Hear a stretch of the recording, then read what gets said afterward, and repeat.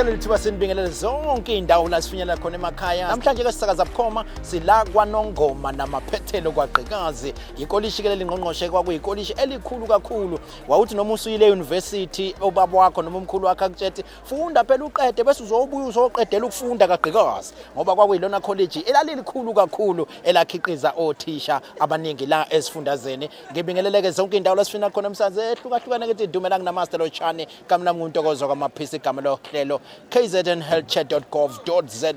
Siletha kamnandi ke bukhoma la kwaNongoma soxolisa ngomsindo uzozwa ke nawe uNgqongqoshe usazositshela ukuthi besizokwenzani la kwaNongoma namhlanje. Usuku lwethu kelibelude kakhulu basiqale lapha yam eBenedictine Hospital nalapho ke esithe nje sifika uNgqongqoshe wabe nenkulumo ekhethekile nabasebenzi lapha ya engizofisa ukuthi ke ngaphambi kuba ngimkhulumele ngimbengele ngithi sawubona Ngqongqoshe Dumela. Siyabingelela Ntokozo, sibingelele kubabulekeli emakhaya, sibingelele nabalaleli emakhaya nabo bonke abasilandela kuma social networks ethu sithi yeNtsha. Tada, ayike bahlale bengibuza ke Ngqongqoshe bethi kwenziwa yini ukuthi ke njalo mangikubingelela ngithi Dumela wena kodwa uvela ungangiphenduli ngeSuthu uyibhekelele esiZulwini kodwa ke ngiyabaxoxela ukuthi mhla wanishayela iSuthu niyozwa kahle uyasithiba mos kodwa ke sila kwaNongoma namhlanje ngifuna isiZulu phaqa angifuni okunye ingakho ke ngizothi ke sikubonile ke lapha ya eBenedictine namhlanje ulapha ya esibhedlela ekseni nala ube khona nengxoxo ekhethekile nabasebenzi esibhedlela kwanomlayezo futhi engiuthande kakhulu nami ungithintile njengomsebenzi in one way or the other kodwa ke mhlambe nje ngaphambi ubusiphi uthi usuku lwakho luthini uzokwenzani la kwaNongoma namhlanje mhlambe nakhona lapha ya ungasithintela ukuthi ubuthini umlayezo wakho ubunika abasebenzi lapha ya. No asibonge Ntokozo sibingelele futhi emakhaya. Usuku lwethu njengoba usho sisazochaza ulube usuku olubhizi kakhulu. Kodwa ke sithena sifika safikele esibhedlela eBenedictine and lapha esibhedlela ilapho besichaza khona sifike sathola abasebenzi behlangene. I think there is one important thing esihlale sithi nasiyenza njalo nje uma siya kubasebenzi sifike siqale sibabonge ngomsebenzi abawenzile during COVID-19 ngoba ngempela noma sikukhuluma bekude asivamile ukulithola ithuba lokuthi sixoxe nabo directly sisuke sikhuluma nabo ngamaphepha noma ngama radio so bekuyithuba ke leli lokuthi sibabonge abasebenzi bezempilo ngomsebenzi abawenze during COVID-19 ngoba bekuyisimo lesi sonke besingasazi sonke futhi sasingas expectanga but okubi nokubhlungu kakhulu ukuthi sisonke saluza ama colleagues ethu sasisebenza nawo abanye saluza nemindeni yethu so bekuncoma nje sibaqinisa idolo ngalokho but sasithi ngoba vele sikuhlelo njengomnyango wezeMpilo KwaZulu-Natali wokuvuselela onembeza kubasebenzi bethu ikakhulukazi ngeoath abayithathayo uma bezosebenza besebenzela ukuhlenga abantu sibe sesikhumbuza nako ukuthi cha kubalekile ukuthi abantu bakithi uma beza ezibhedlela ezethu bafike bathole itreatment right bafike batreateke ngendlela nathi esingafisa ukutreateka ngayo uma ngabe siya noma uma ngabe sisesibhedlela siyofuna usizo besixoxa ukuthi cha akube phela uma ngabe utreata umuntu omdala umtreate phela ngalendlela nawe obungathanda ukuthi owakini aphatheke ngayo sasiyavumelana ke nabo abasebenzi ukuthi sizoba necompetition yokuthi njengoba benama units amaningi ehlukene bazoba necompetition nje yabo yokubheka ukuthi yipi unit ephatha abantu ama patients kahle kunenye iunit uyabona ke sikubona and into enhle ukuthi bakujabulele kakhulu kwabona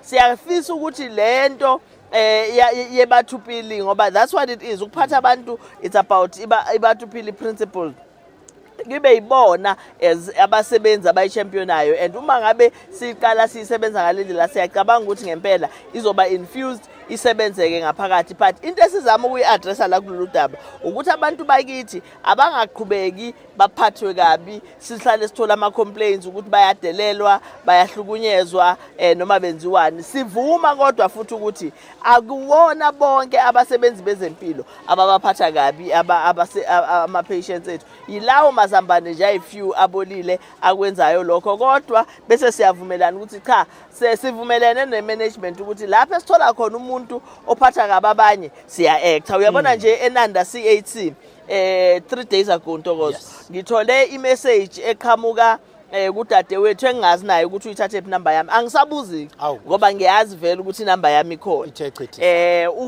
umuntu nje sevele wangithumela imessage uma nje ngaqalanga ngo-hi siba right asiqabani inkinga u-hi ngoba u-hi manje ufuna ukuthi nami ngithi hi bese ethi how are you nami ngithi how are you uyabona sifika indawo so udadewethu-ke nje uvele wangithumela imessage wathi MEC ngiphatheke kabi izolo bengihambisa iy'ngane zami ekliniki lapha e-CHC ezimbili ngifice ekhaya zingekho right uma ngiyilethe ekliniki ngathola ngalinda isikhathi eside okokuqala but okwesibili uma sengithi iy'ngane zombili azibonwe onesi bangavuma ukuzibona zombili ingane ngoba bathi kusebusuku bathi angikhethe ingane eyodwa abazoyibuka bayibheke le enye bangayisizi udadewethu ke wazama wathi uyakhalaza wathi ucela umphathi okhona wangakuthola ukusizakala wavuka ekseni ke wangithumela umyalezo ngiyakujabulela kakhulu ndingakho ngikusho ngoba ngiyafisa ukuthi namanye ama-patients uma ngabe engaphatheki kahle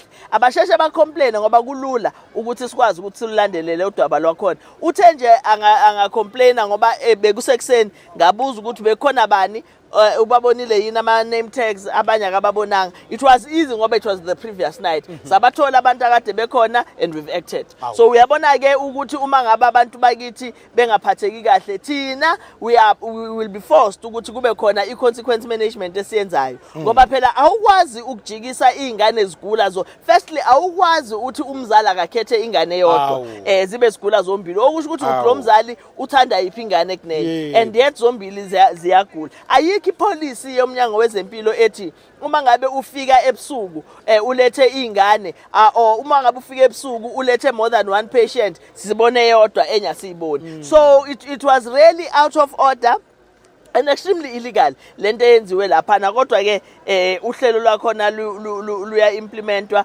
and we are acting ngishola lokho ke ngoba bengichaza lokho kubasebenzi bezempilo ukuthi sizo acta thina njengomnyango wezempilo lapha sipoqele uku-acta khona uma ngabe abantu bakithi bengaphathekanga kahle sizo acta kodwa uma ngabe si acta nabo njengama peers abeke baxoxisane phela bebodwa be-encourageane so that sizokwazi ukuthi sishintshe i-treatment abantu bakithi abayitholayo absolutely hayi ngibabone bekushayela ihlombe ngempela bejabula mawuthi uzo-acta ngqongqoshe babe sebesha abanye ngibezwa lapha esixini bethi vele akusithi sonke bambalwa nje amazambane abolile akutilwe nalamazambane abolile asuswe ngoba abangcolisa bonke asuke bese kungcola wonke umuntu ngenxa yomuntu angikhumbuzise emlaleli namhlanje sisakaza bukhoma silakwa nongoma ehlala Nkosi la kwaGqikazi kwakuyikolishi ke lezemfundo sekwaba iTVET College njengamanje uNgqongqoshe ke sengizothi manje akakasilebele ukuthi besizokwenzani lapha kaNongoma nje ngoba ngubonile ugcwele wangena ngisho edamini lapha ngaphesheya kwasesibhedlela ngakubona cha uyayihambela le ndawo uyayithanda futhi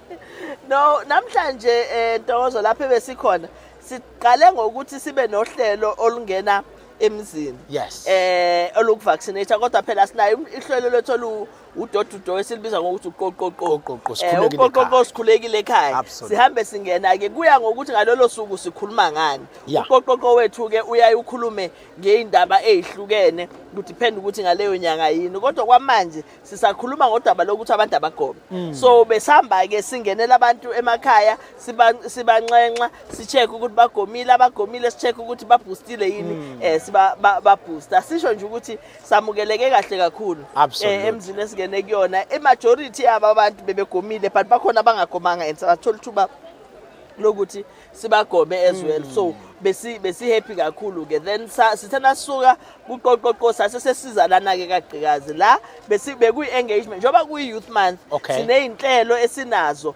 zoku-engage nabantu abasha so kune NGO ebisi-invitile la ukuthi cha ihlanganisa abantu abasha on a number of other issues bayasicela kodwa nathi ukuthi sizokhuluma ngezinto zakwa health and salithanda kakhulu lelo thuba ngoba belusho ukuthi lisinike ithuba lokuthi sixoxe nabantu abasha eduze sixoxe ngendaba ye-sexual health yabantu abasha bayiphatha kanjani kahle abantu abasha siyasiqale se-acte naba-abstinence kodwa labo ke esebengenile emshikashikeni wokucathi siyaxoxa ukuthi bayiprotecta kanjani. So yilokho ke ebesikhuluma namhlanje but kunane philisi la elibizwa ngokuthi uPrep okuyiphilisi elingelisha kakhulu but esibonile ukuthi ngathi alaziwa kahle emphakathini but kakhulukazi abantu abasha. So we discussing ukuthi uyini uPrep, usebenza kanjani, abantu abasha bangayisiza kanjani ukuze bakwazi ukuthi baphile impilo engcono nempilo ende. Nabo ke abasakufuni nokuchithela isikhathi namhlanje emzinyathi bathi bayathanda mawukwanongoma kokubuza nokwanda Zuma wemsholozi uyaphila yini lapho emzinyathi. Molo nokwanda. Yebo ngiyaphila njani? Siyaphila, bayaphila abantu emzinyathi. Bayaphila baba. Nangu uNgqongqoshe buza mfowethu. Yebo ngicela ukubuza la ngoPrep. uPrep ngekuthiwa uyakuvikela ukuthi uthole igciwane. Absolutely. Manje ngibuza ukuthi khona into engaunderstand ukuthi why kumele ukuthi udla amaphilisi ubuvikela futhi ukuthi udla amaphilisi. Ileyo nje engayi-understand. Udla amaphilisi kodwa futhi uvikela ukudla elinye iphilisi. Absolutely. Hayi cha lo mbuzo besivele sinawo ngoba ukhona okwawufaka lapha kwi social media athi engathi Ngqongqoshe nifuna ukuzidlisa amaphilisi ukuvikela ukudla amanye amaphilisi. Yini ingavele lento kube yiphiliphili nje. Ukhona omunye umbuzo nawo mfowethu? Hayi ngiyabonga. Msholozi. Hayi ke lo mbuzo besivele sinawo nathi Ngqongqoshe ba. Hayi impela bathi ubagadlisa wena ngephilisi lokuye ukudla elinye iphilisi waphela vele umuntu mayisuke segula usuke sedlela elinye iphilisi uyayizwa lento iyarayima kamnandi iphilisi lokuphila nokuphila kwaphakade. Amen. Kodwa ke na umbuzo usumile ke yini kumele bedle iphilisi ukuvikela ukudla elinye iphilisi?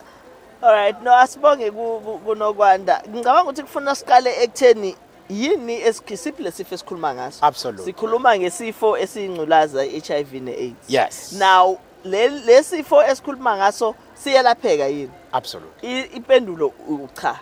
No. So uma ngabe ke isifo singelapheki ikuphi okwazi ukwenza ukuze abantu baphile bakwazi ukuthi basizakale. Okokuqala okokuthi uma ngabe umuntu esenalo igciwane lengculazi siyayisimfaka ku treatment ART okwenza ukuthi uma ngabe ehlala kuyona i-treatment leyo firstly uma seku treatment kusho ukuthi useyoba ku treatment for life. Yes. Kodwa kuba ku treatment for life uma ngabe ehleli kuyona eyiphuza ngesikhathi esithize engeqisi anga default. But into esizayo nge treatment as well ukuthi uma ngabe usunalo igciwane, uma ngabe udla i-treatment uyidla consistently ugcina ubona ukuthi igciwane lona qobo ligcibe lingasadetecteki futhi lisuke selisuppressed within the system okungasho ukuthi uma selisuppressed kufuna uyeka amaphilisi. Absolutely. But ke uphila impilo engconywana ne quality of life oyiphilayo iba ngcono. Now again sidila negciwane elingalapheki. Okusho ukuthi osociety noDokotela basebecabanga ukuthi kukhona yini enye indlela engenzeka ukuthi umuntu ongakabi nalo igciwane avikeleke before base beqhamuka nephilisi ke leli uPrep olidlayo nalo every day. Kodwa ulidla lelo philisi uma ngabe wena ucabanga ukuthi impilo oyiphilayo isengcupheni. So asivele silithathe silininga noma ubani. Kuyaxoxwa nawe uwena ukwazi ukuhamba uthi cha impilo engiyiphilayo ngenxa ka ABC and D ngizibona ngathi ngisengcupheni bese siyakunikeza uPrep. uPrep ke ngesikhathi udla uba protected. Kodwa uma ngabe kufika isikhathi lapho wena obona ukuthi cha awusenayo upartner usayihlelele wedwa awudingi ukuthi uqhubeke nawo. Akuzokwenzeka lutho ngoba phela vela uyiprotect on anything else. So usingasho ukuthi udla iphilisi ukuvikela iphilisi I don't know ukuthi indlela right yokisho lonto. Hayi lento ifana nokuthi Ngqongqoshe umuntu athina yini kufuneka ngidle ukuze ngiphile. Ngoba phela kufuneka udle ukuze uphile namanje ukuze igciwane lingakungeni uqhubeka uphile.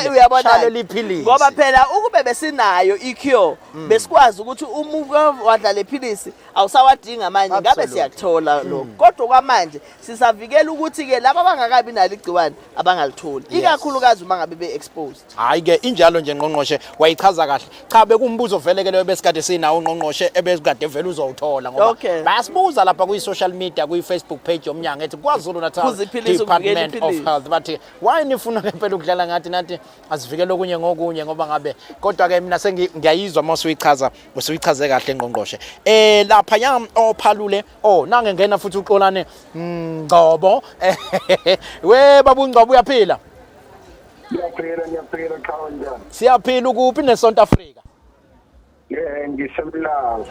bayaphila abantu emlazi Umshubo. hey wangena kamnandi sila kwaNongoma namhlanje kusho ukuthi nawe sithatha ngokuthi ula kwaNongoma Yebo. mfowethu nangu uNgqongqoshe uthini umbuzo Ngibingelele kuNgqongqoshe mhlonishwa. Mhlawumbe ngizophuma esihlokweni angibangisasinaka isihloko ngithe ngoba ngiyanibona ngase ngijaya ukuthi ngingene ngabe hlalo odabeni isihloko sakho yiso sovele sambe ngaso kunekhathi la khona abasebenzi bezempilo benza khona amaphutha uthola ukuthi kuze kulimala umuntu mhlambe an example azayithola sekhishwe isibeletho kanjalo so uMnyango unalo yini uhlelo lokwazi ukubhekelana nama complaints ngaphakathi eMnyangweni? Absolutely hayi ngathi ngizokuqasha wena uyawazi kakhulu uMnyango ngoba uyawazi lo mbuzo lo impendulo yawo angithi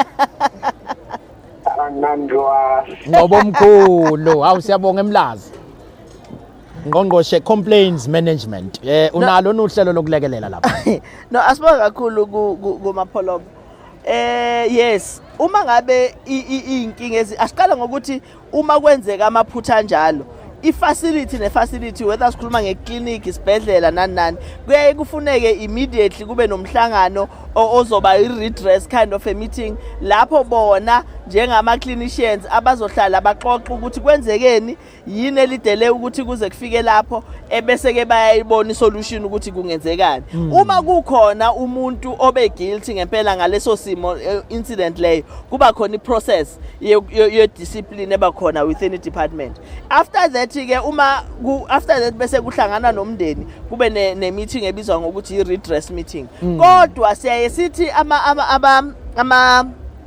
ama-patients ethu uma benama complaints ngempela sikhona abeze kuthina bazocomplaina sikhona sina i-presence kwi-social media sinama contact numbers you can call the office of the MEC office of the HOD or district director mhlambe na ungakafuna ukuze kuthina uqale kubona ithi ifika kuthina ifike sokuthi i-escalation ngoba uyabona ukuthi hayi awusizakali absolutely ungakwazi futhi nokusithumelela uWhatsApp uma une complaint ku 0823141167 0823141167 enye ama WhatsApp numbers ethu leyo engena ngqo kuhlaka olwakhiwa uNgqongqoshe ukuthi lithole ama complaints eMnyangweni ngqo eoffice lakhe sibonga kakhulu kumntaka Ngcobo ke lapha ya emlazi sangene kamnandi ngizobadedela nje abe yedwa ogcine ngizomthatha ku 071 005 1217 ukuze sizokwazi ukuqhubeka kahle nohlelo ngoba ngiyangithanda ukubanika abalaleli emakhaya ukuthi balithola ithuba lokuyitika ngawe Ngqongqoshe bekubuze nami ngihlale ngikubuza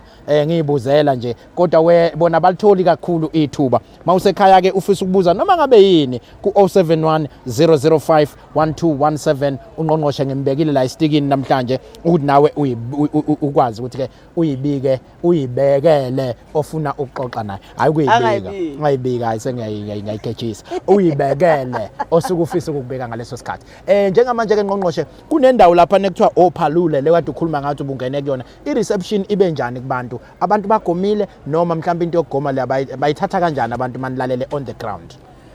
No, I think i-reception yethu Ntokozo laphana ibinhle kakhulu ngoba nalabo esibatholile akade begomile bebeswelcome bebekwazi ukuthi bachaze kahle abangagomile futhi bachaze nabo ukuthi abagomanga ngani and ngoba siyaxoxa sagcina sibagomile abanye babo and I think into okufuna sijabulele kakhulu sitholile ke nanethuba lokuxoxa namajida laphana siwathole eyiblomele and uyabona ke uma ngabe uthola amajida eblomile ithuba esingalidedeli lokho ngoba siyathanda ngaso sonke isikhathi ukuthi sihlale sixoxa nabo ngezinto ezibathintayo ngoba ibona abantu abangeze eMnyangweni wezeMpilo ikakhulukazi so sa engage ke nabo on a number of issues including izinto zokuthi bayiprotecta kanjani, including indaba ye prostate cancer nokugula konke okunye oku-non-communicable. Into enhle ukuthi bayabuza futhi, so besikwazi ukuthi sikhulume nabo. So i-welcome yethu noma indlela esamukeleke ngayo ibinhle kakhulu. Nangu uMseleku kuyena ushaya khona la kwaNongoma ehlalankosi. Baba uMseleku sawubona Dumela. Sanibonani baba njani? Ngikhona mfowethu, ukhona nawe la kwaGqikazi kwangathi ngiyakuzwa nje mawukhuluma la eduze. Hayi nginalele ngikunongoma FM baba. Oh absolutely. Nangu uNgqongqoshe kuthina kwakho. Angibonge nje kakhulu, ngibonga kakhulu umkhaya phela wena umkhaya umala lithi ehlalankosi. Absolutely. Kakhulu ukuthi namhlanje usilethele uNgqongqoshe siyabonga kakhulu. Cha ngaphandle nje kokumosha isikhathi ngithi angibuze lapha kuneyindaba elokhu ikhulunywa zokuthi ngempela ngiyaqinisekisa ukuthi imfonyo ama-mask umuntu sengayigqoka nje mangabe ethanda. Manje ngithi angibuzeke lapho ukuthi kuyiqiniso kangakanani, ngifuna ukuyizwela kuyo uNgqongqoshe ukuthi uyaqinisekisa yini ukuthi cha sesingangena nje idolo siye edolobheni siye emakliniki imfonyo singayifaki zifakwe yilaba abathanda ukuyifaka. Uyiqiniso elingakanani uNgqongqoshe lokho? Nanokuthi sebewatshelile nama security ezitolo ngoba ngathi asasivimba ama security. Yebo singathi siyangena nje ezitolo sekuthiwa siphe imfonyo. Ngubani obese ngimela ke sethi hayi kwathiwa zingabe safaka. Absolutely. Hayi ngiyakubona ukuthi wasehlalankosi ubuza umbuzo ohleleke kakhulu. Siyabona kakhulu. Absolutely. Ngqongqoshe senibahlebeleni ngempela lapha nemathilomu ukuthi hey phela abantu abasayigqoka imfonyo ngibona ngathi bayasivimba nje onkunzana bazathipha imfonyo. Kumnandi. Siyabonga lapha kubaba uMseleku khona umshado bengikwana ngentokozo ngeweekend. Yes. Owakwaduma. Yes. Ngizwe lapho ukuthi abantu bakaduma omakoti bakhona bathi baganele emaselekweni. Emaselekweni. Absolutely. Ngabona ukuthi bathi bayasimema sonke ukuthi hayi asize soganele emaselekweni kodwa ke kungenzeka kungabi wedwa na uganele khona. Mawufike khona bayathatha abantu bakhona. Bayathatha impela bengaphila kahle la ehlala khona. Uthe ubaba uMseleku lo esimaziyo sonke oduma. But hayi isithembu nje siyindaba ye management. Absolutely. Understand management HOD. Understand lento le ngoba uba head of department. Yeah, kuthiwa lapha emaselekweni impela baphatheka kahle. Cha asibonge kubaba uMseleku. Uqinisile uba uMseleku ukuthi ama regulations ethu asethanjisiwe. uNgqongqoshe omkhulu oku minister wakwa health izolo ubenze imedia briefing esho khona ukuthi cha ama regulations okugqoka ama mask asededeliwe noma asethanjisiwe. Ama regulations ukuthi uma sihlangana sekufuna sihlangane sibe bangaki asededeliwe nalawo and a few others. Now into kodwa ke obalekile kufuna si understand ngale process ukuthi uhulumeni all along naqala iCovid uyena okade esigadele ukuthi siphile kanjani. Manje uhulumeni into aseyenza usethatha impilo zethu uzibuyisa kithini ezandleni zethu. So umuntu nomuntu ke sekufuna ayigadena agadela laba abathandayo nalaba phila nabo. So uma ngabe kuthiwa isifonyo akusekho compulsory ukusigqoka akusho ukuthi ungasigqoki ngoba wena uyazazi futhi wena uyazazi ukuthi ufuna ukuvikeleka kanjani. So ungasigqoka uma ngabe ubona ukuthi lapho ozoya khona ubona ngathi abantu bazobe bebaningi kakhulu uyafuna ukuthi uprotecteke. So yes umthetho awusaphoqi ukuthi ama mask siwagqoke kodwa siyayithi thina umuntu akayibheke yena bese kube uyena oyiprotectayo. Absolutely. Kusho ukuthi ke irresponsibility sekweyami nawe. Hayi ukuthi isifo siphelile, hayi ukuthi isifo asekho. Mina cha kodwa ikuyaba khona ukusola ukuthi mhlambe senibone ngathi siphelile mhlambe Ngqongqoshe nakho senithi ama mask awangaqokwa. Yona isekhona ni COVID ke awukuthi usihlebela kancane. Asiphelanga ngempela ke isifo sisekhona futhi nje siphila naso. Nkosi yami. Siphila naso. Ngifuna ukusho indaba yama numbers ethu lana ukuthi basekhona nje abantu abasulelenayo usuku nosuku. Baningi abantu aba-infectwayo njengoba besisho nje ukuthi last week sasichaza ukuthi ama infections athini. Uyabona nje ngomgqibelo beku 159 abantu akade be-infected. 100. Sunday kwa 151. Ngolesibili kwa 169. Lesithathu 115. izolo 127 yabo ukuthi bese sinqephile sesiyakhula siyakhuphuka kuyi indication lokho ukuthi igciwane lisekhona liphila phakathi kwethu so uhulumeni ke usethe kunokuthi kube uyena osidictatelayo ukuthi asiphile kanjani uthatha impilo zethu uyibeke ezandleni zethu umuntu nomuntu kufuna yena azigade abone ukuthi impilo yakhe uyivikela kanjani bakwethu niyayizwela ke ekhaya igciwane alikapheli 100 wabantu abasasulele kusuku nosuku okunye ke ngqongqoshe ososayensi abayebekusho bayasho ukuthi ke na kulo 100 osuku ufikile abantu abasuke sebexinekile sebeze ezikhungweni zethu size sigcine sesibabheka ukuthi ngabe babambeke ngempela kulo 100 naye usuke nabakhe abanye akungenzeka ukuthi ubathelelile okungasho ukuthi kusho ukuthi izibalo zona ziyibalo ezisephuzudlwana impela injalo Ntokozo ngoba uma ngabe umuntu efika positive yena usuke sehlangene no10 no11 no15 omunye nabo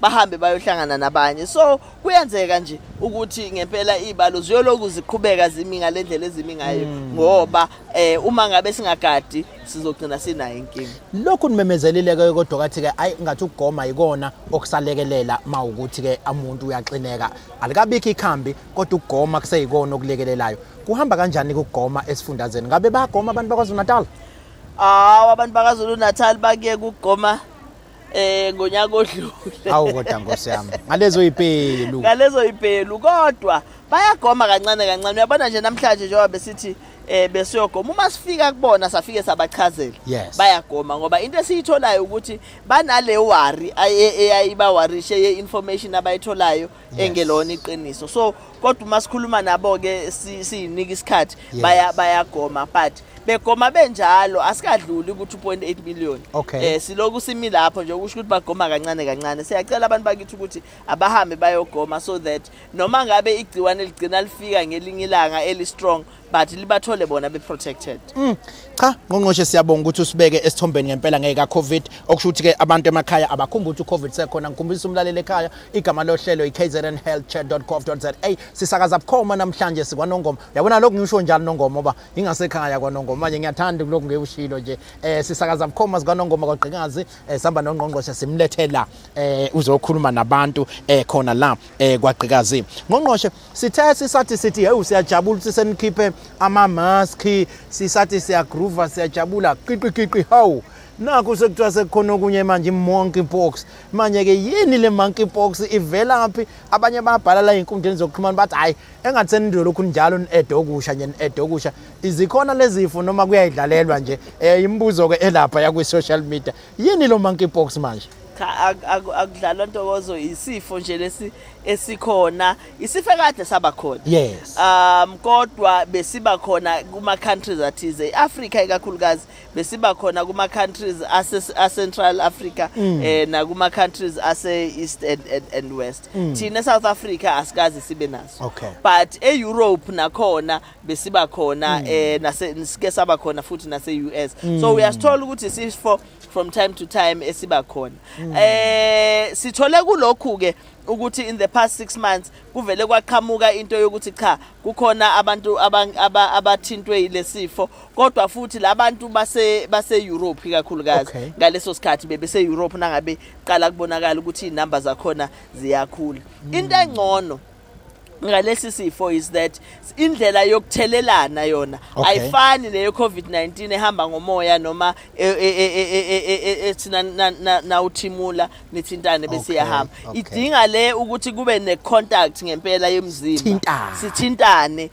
siyabantu sisondelana impela ngakho konke yonke indlela yokuthintana yenzeka nesinye isikhathi ukuthi mhlambe ke bengine nazo lezilonda lezi esandleni bese uyangithinta ebese hamba ke kanjani so lesifo lesi siyathathelana certainly kodwa sithathelana uma ngabe sisondelene kakhulu sisathelana uma ngabe sisondelene kakhulu so kubalekile ke ukuthi abantu again siqhubeke nokusanitize yabona ukusanitize really kugcina kukusave ezintweni eziningi sifuna siqhubeke nje sibe impilo abantu abayibona sengathi kungenzeka leli gciwane futhi elisha libangene basheshe basondele eMnyangweni wezeMpilo so that bezokwazi ukuthi bayelapheka La eSouth Africa ngiyafisa nje ukusho njengoba uNgqongqoshe announceile izolo lisoyedwa phela icase esibenayo electiwa isegoli so iya observewa iyabukwa kodwa uma kukhona okushiwo oscience ukuthi uma ngabe wake wagoma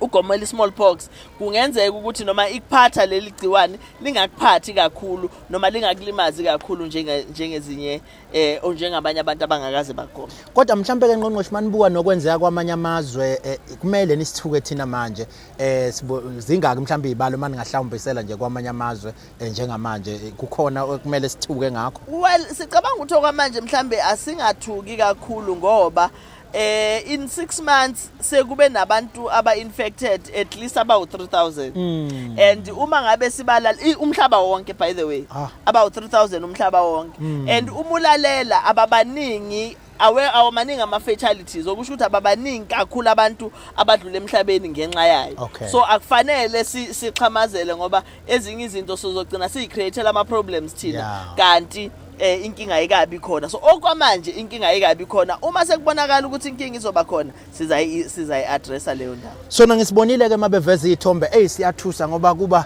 akusilo nje utwayilo longalesicabangayo la esakhula lusiphatha lutwayo ngathi lu serious lona kodwa ke sizolokhu siyilandelela njengoba ke esho uNgqongqoshe. Ngikuboneke lapha ngolesihlanu loludlule ngoba ugadlile kuyiyouth kulezi insuku ulapha ya endaweni yaseshowe nala ubumenyiwe esontweni wakhuluma kahle neyouth ebilapha ya nalapha esikuzwe khona ke angazi umusuku wagudla noma usuku ugadla kuma blesser ngathi washaya uNgqongqoshe washaya azamanye ahlala phansi ama blesser athi no shayile Ngqongqoshe yithini lento nawe neyouth nama blesser ngayithanda indlela wayichaza ngayo kodwa ke ngikunika ithuba ubatshele kahle emakhaya. Cha into esasichaza laphana nabantu abasha Ntokozo ukuthi kubalekile ukuthi abantu abasha babe sebudlelwaneni nontanga babo ukuze nalabo bama blessers nabo babe sebudlelwaneni nontanga babo ukuze phela uma sixoxa laphana ibe nayo ibalance ku relationship. Inkinga yokuba involved nama blessers ilento yokuthi ingane sometimes ziba under pressure zibona ukuthi uma kuno blesser uzomnikeza imali yokuthenga iPhone amnika imali ye laptop ye tablet ama weave and so forth kanti izinto zonke lezo ezimaterial ezidlulayo emhlabeni but into eyiproblem kakhulu ukuthi uma ngabe abantu abasha beqhubeka ikakhulukazi besifazane bevuma ukuthi babe kule budlelwano nama blessers ababazi lo sugar daddy ukuthi bazanani kubona phela abantu abadala lapha abanye babo banemizi yabo abanye babo banenqwaba yentombi uzohamba etapa ukufa eindaweni lapha hamba khona bese lethela ukufa ingane ibisencane kanti kufuneka ngabe ingane iprotected yingakho sithola ukuthi abantwana bamantombazane abancane bagcina be-infected nge-HIV kakhulu more than ontanga babo because abanye babo bazwana nabantu abadala. Uyabona nje i-statistics esinaso sithi iviki neviki siba na 1,300 abantombazane aba-infected with HIV and AIDS. Now iqiniso-ke iviki neviki iqiniso-ke ukuthi labo bantwana basuke abaningi babo bengazwani nontanga babo basuke be-involved nama blessers so lama blesser ahlulwa ontanga. Uyabona nje uthi umebona ukuthi uyacabanga umuntu ongangami umefika kimi engikhulumela into engingayizwa angiyoloku ngisaba nje ngibheka phansi ngivele ngithi hayi yinto isho usuthini manje untanga phela futhi wena ungamngena nangequphi ngiyazike leyo so untanga lo siyakwazi ukukhuluma ukuthi hayi imaki kancane uyabona kodwa lengane encane uma ngabe efika kuyona ayikwazi ukusho konke lokho okusho ukuthi noma ngabe sebeyemshikashikeni wocansi umuntu odictator ukuthi bangena kanjani ublessa lo oyisigebengu ogcina ngesinye isikhathi atsheli ehlula ingane ethi cha namhlanje asike isidingo sokuthi siyiprotect asingalifaki ijazi likamkhwenyana ngoba phela themba mina ungithembi yini awusangithembi manje sezokunika ke lo 20,000 ebesethi ingane siyasaba so njengoba bethi awusangithembi nje uza nezifo elethela ingane. But njengoba bethi awusangithembi nje futhi engekho protected, ingane igcine ikhulelwa ngendlela ebingahlelanga yona, ibingakufuni just because kube khona umuntu omdala oyihlukumezile. So into esiyikhulumayo ngama blessers noma sikhuluma ngabantu abasha eyokuthi abantu abasha bayigade. Asikho isidingo sokuthi kube khona umuntu omdala o abuse ukuhlupheka kwakhe. Sonke sikhule kukona ukuhlupheka, abaningi bethu baphumile. Eventually sonke sizophuma kubona ukuhlupheka ngoba phela akusukho ukuthi sibe nakho every day. Kodwa laba abantu abadala aba abuse ingane yilabo thina sithi ababoshwa.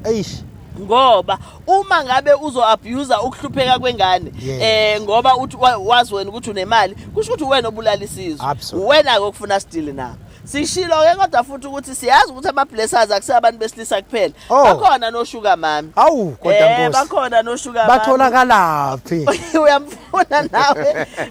Batho sugar mami uma ngabe befuna ukukhuluma nengane befuna ukuyihlukumeza avela amlentushane ngesikhiye semoto yabona. Amhalisele ngesikhiye semoto. Isilingo phela leso. Awumfana awuhambe uyongibhakela lapha namfana. Amthume ngelinye ilanga, amthuke ngelinye ilanga. Uma esebuya mhlawumbe kwesi4 hayibe engabe samdedela kumntwana endlini umntwana seyithola kwisimo engas-understand nabo phela badala ngithi nabo banabantu babo ontanga baba bazwana nabo, so you don't know ukuthi beza nani. So into yoshukela ngoba bawoshukela oshuka mami igwinya amacala into yama blessers ikhona amacala. Yingakho sithi society akube yiyona nayo eyikhulumayo. I-society ikhuzane phela siwontanga. Untokozo nje nontanga wakhe kufuna bakwazi ukuxoxa ukuthi ufunani ingane. Absolutely. Yini ungalanda untanga wakho? Ngiyabakhuza mina. Uyabakhuza. Ngisho kahle. Ngithi nje una 50 ufunani lapha ku21. Kunjalo. U21 ahambe no22 okubona. Kodwa ke Ngqongqoshe iyona ikhona lento uthola youth le encane ibisibukeka nawo ngathi indala. Uthi uyayibika ke umuntu umuzwe ethi hey kade ngikhuluma nelinye ikhehla nje lina 31. Ukuthi mina ngina 50 ke lo muntu usho ukuthini abusaqhubeka ubusogadla nokugadla. Okusho ukuthi Ntokozo manje nasekushelwa sekufuna kushelwe ngendlela ehlukile. Kufuna kushelwe ngama ID. Absolutely. Yabona. Iyafuneka iID. Phela ngoba thina sithatha ukuthi umuntu okhuleliswa ingane ena 16 nangaphansi uyirapile leyo ngane. Absolutely. Futhi as uhulumeni we are working very hard ekutheni laba ba rape ingane, even if uzothi ingane ivumile but ayikho ingane ena 16 and below ene mental capacity yokwazi ukuthi ivumane. So uma ngabulala nayo nje i-statutory rape leso thina sisemva kwakho. Emva kwakho igama lohlelo KZNHealthChatDotGov. Sila kwaNongoma namaphethelo namhlanje sisakaza bukhoma uzozwa abantu eMnyango bayakhwehlela kwenzeka yonke into umsindo uphezulu ingoba sisakazela eMnyango sibukhoma. uNgqongqoshe ke beshilo wathi ke inyanga yabantu abasha le okungasho ukuthi ke abantu abavuthile uNgqongqoshe basha abantu nyabasezingane yabona igcina kubani lento yobusha 35. Oh ingane umntwana 35. Okay akusenani kushuthi ke kuzoba nzima ke nabo uyababala nilabe kungamele singene kubo Ngqongqoshe o35 ngoba phela shuthi phela solimala kakhulu manje usibeke lapha ku21 ukuthi kuyaphansi. Well youth starts from 15 to 35 ngokweconstitution yase South Africa. Absolutely. 15. Yes. Bese kuthi ke 14 ama teenagers laba abanye akakwazi ukuyithathela i-decision ona 16 kuyaphansi. Akakwazi ngisho ngathi ucele yena uyabaleka mawuna 40. Ubaleka uzephula. Ngeke ubaleka. Hayi ngisho ngana 17. Yebo. Wakhuleliswa na 15 nje. Umrepile lo muntu. Hayi ke ngiyayithanda lencazelo ngoba banakho bona ukusihupha sisibaleke ngina ngisayile enhlobo ekwaziyo nokubaleka. Sibaleke ke size sibe bafishana. Ubaleke uzephula. Cha impela Ngqongqoshe siyabonga nanethuba ke osinike lo nto sikwazi ukuxoxa neYouth ngoba kuyinyanga yeYouth le. Namhlanje ke njengoba sila kwaNongoma sizoxoxa naye neYouth ama ambassadors ethu ala ka health. Kodwa bazosixoxela bona ukuthi ke bama ambassadors aka health ngokwenzani. Sinodade wethu la okuthiwa uboniswa Mabilisa. Ngisho kahle. Yebo. Uyabilisa wena. Omabilisa wobani? Omphuthi. Omphuthi? Mphuthi. Yes. Oh isuthu lesi? No, is Swat. Aw, ngiyawuza imvotsa mavotsene. Ni bakhuluma mnanda basa usakwazi kodwa ukukhuluma iSwati? Cha. Awusakwazi. Okay, awusithathe nje kancane ubani, wakuphi wena ula ohlelweni lwethu namhlanje? Sanibonani babukeli. Nguboniswa mina wakamabilisa ngibased la ophalule. Ophalule. Uphalule ke indawo la kwaNongoma ngaphesheya nje kwesibhedlela lese kuthiwa iBenedict Hospital. Umfula bawuphuza idamu lele la. Ngaphesheya.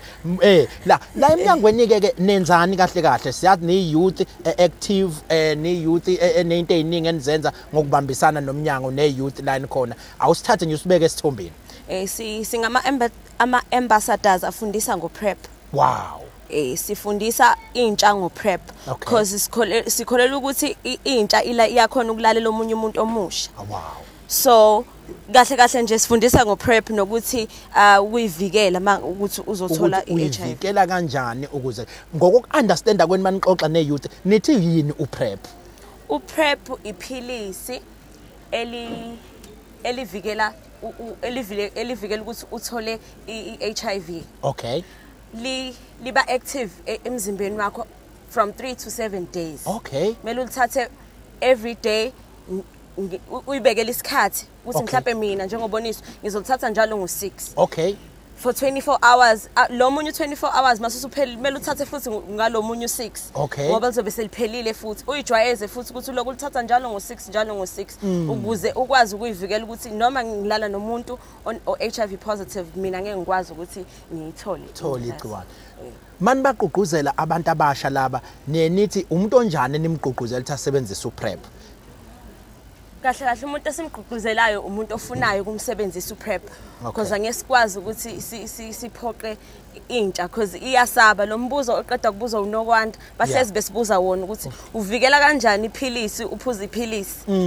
So ayi ukuthi siyaba foster ukuthi nje wazi ukuthi uprep uright and uyavikela kakhulu ukuthi uthole iHIV. But nina ngokuxoxa kwenu nabantu abasha nithola ukuthi into ebasebenzelayo yini le noma kahle into nje enibona ngathi ayisebenzi njengabantu enihlala enihamba ke nihambela kubona nikhuluma nabo? Uma usul understand iphilisi lelo prep if ufundisa bese ubashiya be understand bayajabulela basale belisebenzisa. But if ushiya unembuzo mhlambe intsha enye yeNtsha inembuzo kudinga ukuthi uhambe kubo uba engage futhi ubachazele futhi ube nesineke ngokuchazela abantu abasha ngo prep because sibaningi sika understanding ukuthi uprep kahle uyini. But ngokuthola kwenu kuphephe kangakanani ke ikuphe nenigqugquzela kakhulu makufeka kwezokuphepha phela omnye uzothi hayi ngoba mina sengiyitholile indaba ngo prep sengiyawuthola usebenza kanjani ikuphe nenibagqugquzela kube yikona ngempela abakwenzayo ngizokwenza isibonelo nabantu abathi cha sebenzisa ikhondom uqala mawusuhlulekile usebenziseke uprep kanje niyeni imessage yeni ithini kwi youth enye njengama ambassadors? Sinokugqugquzela ukuthi ke uma usebenzisa uprep uphinde futhi ulisebenzise ikhondom. Hayi ukuthi ngoba wena ususebenzisa uprep ingculaza ngeke nje isangena nje totally.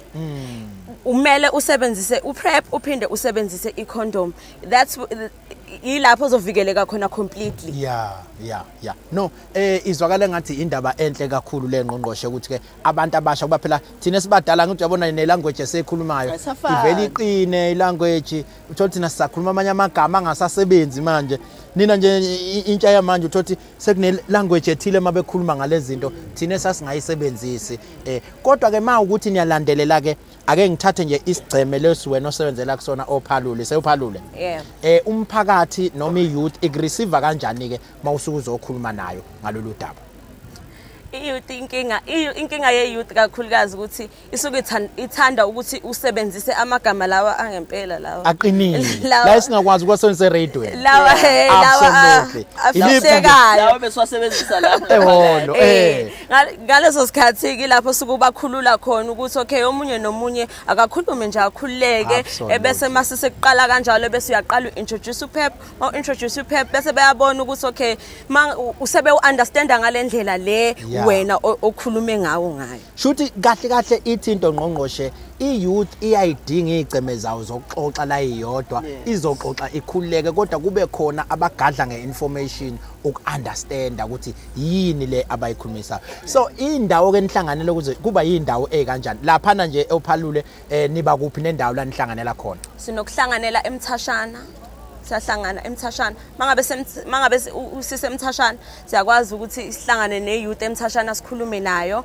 Sinokuhlanganela ezikolweni mangabe ukuthi sihambile sayo ezikolweni bese sikwazi ukuthi isikhulume mangabe ukuthi sisema clinics futhi nakhona sithola izingane abantu abasha sifike sikhulume futhi nakhona. No siyajabula kakhulu kwedadewethu siyacela impela umlayezo wethu lo ulokhu uqhubekile ubambile njenge-ambassador yethu enhle nikwazi ukuthi niqhubeke nisixoxele nabantu abasha ngeyingqinamba ezibhekene nabantu abasha kusho ukuthi sisolve izinkinga zabantu nabantu abaphila nabo endaweni aba-understanda futhi ama-issues. Mhlambe ke mawusugoqa nje ungathini umlayezo nenithande ukudlulisa entsheni manisuke ninikwe nje ithuba lokuxoxa nentsha. Okay, mina engakuthanda ukusho kwi-youth nabantu abasha ukuthi uPrep into right kakhulu. Yinto futhi okwazi ukuthi uyivikele, not ukuthi uyivikele ngoPrep kuphela but necondom uyivikele because uPrep kukhona izifo ezingakwazi ukuthi zimvikele uPrep njengo STI nan. So mina ngiyangithanda ukutshela intsha ukuthi ngicela ukuthi siwudleni uPrep. Wow. Prep is the way. Asihambeni nje sidleni sithatheni uPrep sidle uPrep. Lo mbuzo lo bubuzwa ke uphendula uthini wena lo nothi? Philisi ngephelisi. Njengoba uMngqongqoshe eshilo ukuthi awuzani. Mangabe HIV positive. Yeah.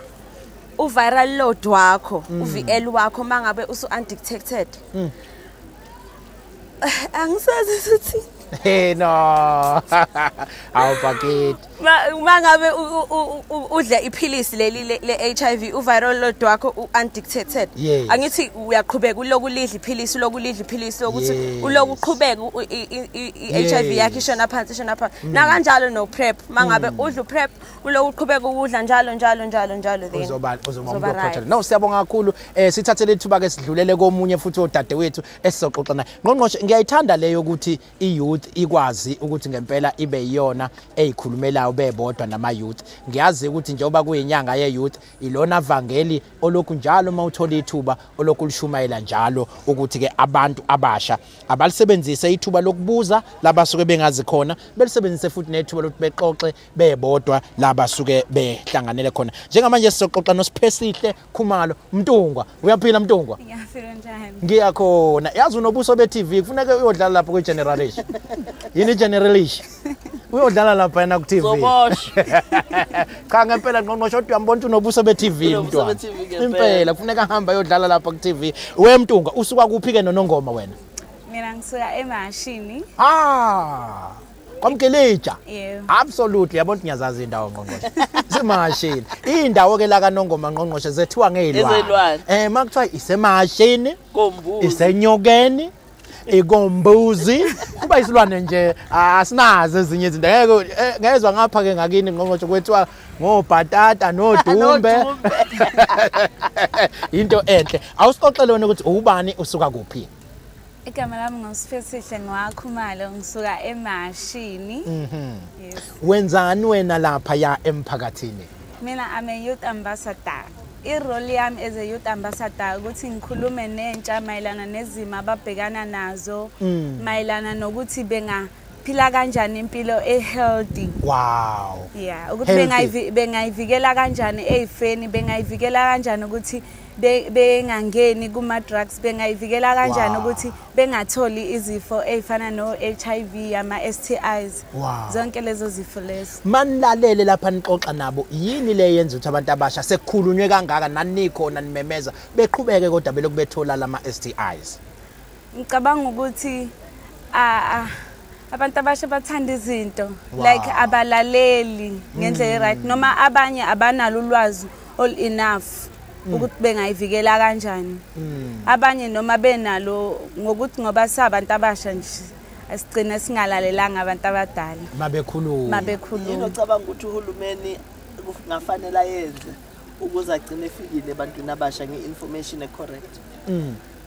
Ngicabanga ukuthi nje njengoba thina nje siyabantu abasha njengoba ngi-youth ambassador ngicabanga ukuthi kulula kungalula yabo mangixoxa nabantu abasha kulula ukuthi bexoxe nami ngayo yonke into. So if kungaba nabantu abancane abazokhuluma nabanye abantu abancane sizo understandana because sikhuluma ilanguage eyodwa. Ene ngine information mina akanayo information kuzoba lula ukuthi angilalele then enze lokho engisuke ngimchazela khona. Kushuthi ngamafushane uthi Ngqongqoshe akuhlonyiswe bona laba ngeinformation ebese bekwazi bona behambe beyithulula bayizwa kangcono abantu abasha mabeyixoxa nabantu abasha. Yes. Cha okunye ke engingafisa mhlawumbe ukuthi ngikubuze ukuthi nina ke njengabantu enisegroundini lapha ya emashini iziphi ezinye inselelo enibona zihlasele kakhulu kubantu abasha ezenza ukuthi beze begcina bengayiphathi ngendlela eyiyona yona? Mina nje ngingakusho like ukusokola abantu abasha bayasokola abantu abasha abanye ba unemployed abanye abaqedanga izikole ingakho be unemployed ngisho abayiqedile izikole. So if ungasebenzi vele uhlele ekhaya yini ozoyenza uzoba busy nomjolo uyajola ugcina usukhanda abatwana ugcina usuthola izifo. So if maybe kungaba nomsebenzi umuntu abe busy nga something ngeke uhambe uye ematshwaleni because enye into futhi edala ukuthi abantu bethola izifo nani beyibandakanye nezinto ezingekho right ukuthi abekho busy nga something. If u busy uzokhona ukuthi ngiyazi ngiyemsebenzini ngobani ngiyabuya emsebenzini ngenza izinto zasendlini ngiyaqhubeka nempilo. Kodwa if ungenzi lutho obvious uzohamba uyophuza utshwala ematshwaleni mawusuphuzile vele obvious awucabangi kahle uyahamba uthola abantu uyibandakanya nocansi ugcina usuthola izifo uthola izingane ongazazi ukuthi ezakuphi. So yeah. Umjolo the pandemic. Umjolo manje nina nabantu abasha ke ikakhulukazi emashini manje nihlangene ngalezi inhlelo zenu ikuphi labanganithola khona abanye omunye uzokuzwa manje emsakazweni athi yazi nami ngiyathanda ukujoina labo ngoba nikhuluma ukuthi niphila healthy lifestyle niphila kahle iyiphi indawo labanithola khona lapha ya emashini? As for mina nje eclinic mangabe bezile eclinic ngiyakhona ukuthi ngibaqoqe ndawonye ngicela isikhathi sabo then sikhulume. Absolutely. Enye indawo futhi nase live nase live kuneyinsuku lapho sicela khona abantu sizohlanganyela khona then sikhulume futhi. Live ikhona lapha ya ikhona khona lapha isemajomela. Amajomela. Absolutely. Angithi bazoyizwa kahle ke bakule ndawo ngazi ididekile ke zami leko eThekwini zazi komashu amajomela lapha nasenyokeni amagama nje siwetha ngezilwane lazidlali kanjalo. And then ke mhlambe ke imessage yakho kumuntu omusha njengamanje obonayo ukuthi nawe mhlambe khonto izilingo okwabhekana nazo umuntu omusha angaphuma kulezi zilingo iyithini imessage ngempela niyiphethe nini kabantu abasha? Mina nje ngingakusho kubantu abasha ukuthi abafunde. Umuntu mangabe sezizwa ukuthi use sexual active ziningi indlela zokuthi umuntu angayivikela ukuthi ephile impilo ehealthy angathola umntwana at the early age just like mina nje ngathola umntwana at the early age. So angifisa ukuthi kube khona abanye abantu abenza amaphutha afana nami. Umuntu uma ngabe sezizwa ukuthi sexual active kunama clinics kunama organizations such as TB HIV care bafika emphakathini bafike basiprovide ngemjovo umuntu akajova umuntu akasenzisa iprotection umuntu akasenzisa uprep njengoba usise bese shilo ukuthi iphilisi elivikela abantu abanegative from getting HIV. So abantu abasebenzisa uprep ukuze behlezi be healthy.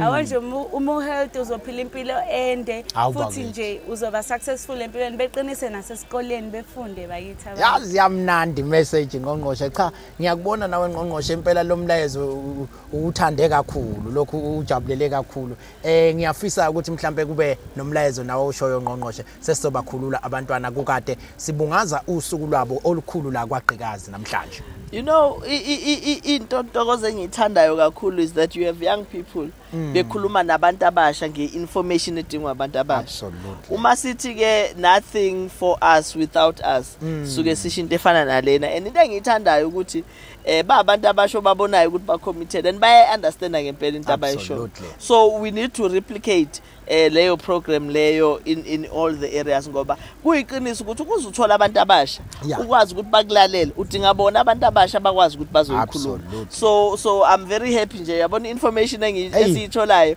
information ngempela top notch, information okuyiyona yona okufuna ebantwini abasha. Siyababonga kakhulu abantu bethu abama youth ambassadors la abala kaNongoma. So sithi futhi abaqhubeke nomsebenzi omuhle abawenzayo ngoba ibona bazokwazi ukuthi babambisane nohulumeni basize ukuthi abantu abasha baphume einkingeni. Ngicabanga ukuthi enye yezinto kuyofuna siyibheke ukuthi senza kanjani ukuthi abantu abasha sibanika ama alternatives. Ubethi udadewethu ngimbiza ngodadewethu nje kodwa ungangengane yami mangimbuka. Encane. Uthi usomncane la uma ngabe abantu abasha bebhorekile bayahamba uma bengasebenzi bayahamba abanye babe etshwaleni abanye bangena omjolweni. So by the way enye yale mjolo abangena kuyona iba abusive. Agcina kune gender based violence because again ungene kwi relationship angekho ready ngayo. So kuzofuna sivumelane nabo ukuthi imapha amanye ama activities esicabanga ukuthi abantu abasha funa so redirect kuwona while bengakasebenzi abanye so that baphume kuzo zonke lezi zinto. Mina ngeke ngithi kodwa kubantu abasha impilo I future ikubona. Uyabona ukuthi ayikho into abavimbayo as young people ukuthi baqale iNGO for instance ezobisebenza ibambisane noMnyango wezeMpilo, but abanye abangalindi ukuthi baze baqashwe ababe bona bafuna ukuba ibona abaqashayo kube ibona aba active babe involved economically. Uyabona nje kunento esiyibukela phansi ngaye ngathi ngiye kwenye indawo ngathola umuntu omusha ethi wakhe une program. Okay, une store. So kwasha amateki, yes. Oh yes. Uthi une store so kwasha amateki.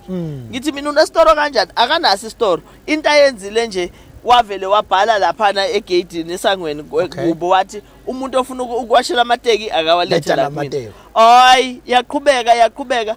Kwathi within 2 months wayesephumile ekhaya ngoba kwase kubhizi wayesewashele shelter ngoba abantu babefika kanjani. So into ebalekile ukuthi umuntu amusho creative na usemncane uwena creative isidingo kufuna sikwazi ukusibona. Uyabona it's something engangeke ngicabange mina, but uhlalena wabuka ukuthi uyazi ukuthi sonke amateki siyawaqoka and sonke kuyasidina ukwawasha. So siyadinga nje ukuthi kube khona umuntu ozosenzela leyo business. Akusiye yodwa business, ziningi ezinye izinto esingayicabanga. So abantu abasha bayadinga ukuthi bahlale be creative ngaso sonke isikhathi baqhamuke nama izinto ezi-innovative. Ezinye ziyamdinga uhulumeni ukuthi asize, but ezinye uyakwazi nje ukuyiqala njengale. Yes. All he needed was to buy insipho, acela amanzi ekhaya, acela ugesi bese yasebenza. So abantu abasha nabo they need to get creative. Bangafuni ukuthi baqashwe ngaso sonke isikhathi, but bazakhela amathuba emisebenzi, including getting ama NGOs, including getting ama NPOs lapho ke that can be supported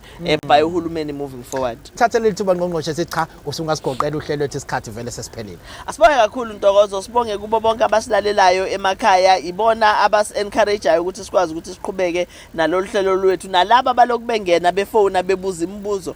Siyabonga kakhulu ukubona. Ngiyafisa futhi ukuthi ngiqhubeke ngi-encourage laba abathi nabengaphathekile kahle kuma facilities ethu ba complain sisebenzise leyo platform. Kodwa kuyaye kusize futhi ukuthi uma ngabe uzo complain ukuthi awuphathekanga kahle ubone ukuthi ubani okade kusiza, so that now complainer ukwazi ukuthi cha usister ubani uDkt ubani akangiphathanga kahle. Kodwa noma ngabe ungakutholanga lokho buya kuthina kwi complaints management system yethu sizokwazi ukuthi singenelele lapho sikwazi ukungenelela khona. Inamba zo HOD zikhona, ezo district directors zikhona, including ku website ye Department of Health. Leyami ke engathi khona lapho efika imenyezelwe khona. Anginayo inkingi iyasetshenziswa, anginankinga nakhona. Inkinga nje engiba nayo wena umuntu mekhuluma ethi hi hayi cha ngiba nengxaki ngifuna ukuthi sawubona nayi inkinga yami ungene kuyona hayi ke ngiyaphendula ke bazokutshela futhi nasabeke bangibhalela ukuthi ngiyayiphendula into ezinjalo and sikwazi ukuthi si respond siyabonga kakhulu ukuthi abantu bayisebenzise leli thuba lokuthi